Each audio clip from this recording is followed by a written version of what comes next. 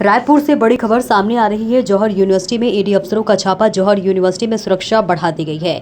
दिल्ली रामपुर में 10 ठिकानों पर रेड। यूनिवर्सिटी पर गेट पर पीएससी के जवान तैनात। ये बड़ी खबर, जहां रायपुर में जौहर यूनिवर्सिटी में ईडी अफसरों का छापा पड़ा है। समाजवादी पार्टी के वरिष्ठ नेता और पूर्व मंत्री आजम खान की मुश्किलें एक बार फिर बढ़ती नजर आ रही है। आजम खान के ठिकानों पर ईडी यानी कि प्रवर्तन निदेशालय ने छापेमारी की है। रामपुर में आजम खान के कई ठिकानों पर ईडी ने रेड की है। प्रवर्तन निदेशालय जौहर यूनिवर्सिटी और मौलाना मोहम्मद अली जौहर ट्रस्ट से जुड़े मनी लॉन्ड्रिंग मामले में कार्रवाई की है।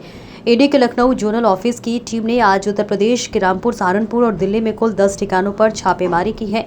यह कार्रवाई prevention of money laundering act के तहत की गई है। दरअसल आजम खान के खिलाफ दर्ज करीब कई दर्जन मामलों की लिस्ट ईडी के साथ शेयर की गई थी।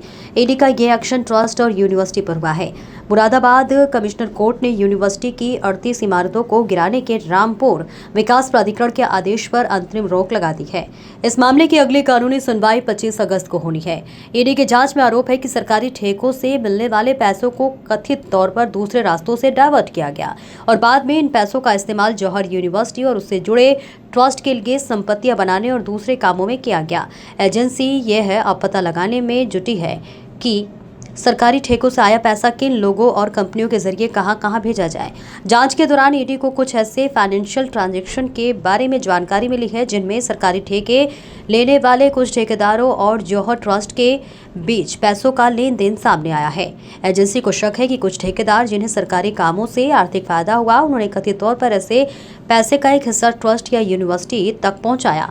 फिलहाल ईडी की यह कार्रवाई जांच का हिस्सा है। एजेंटों द्वारा लगाए गए आरोपों और बरामद किए जाने वाले दस्तावेजों के आधार पर आगे की कार्रवाई तय होगी। सर्च ऑपरेशन के दौरान मिले फाइनेंशियल और डिजिटल सबूतों के जांच के बाद इस मामले में और लोगों या संस्थाओं की भूमिका सामने आने की संभावना है। 17 जून को इनकम टैक्स डिपार्टमेंट की ओर से कारण बताओ नोटिस मिलने के बाद से यूनिवर्सिटी को कई एजेंसियों से नोटिस मिले हैं, जिनमें Rampur development authority, fire department, public works department और जल निगम शामिल है और अब ईडी ने छापेमारी की है।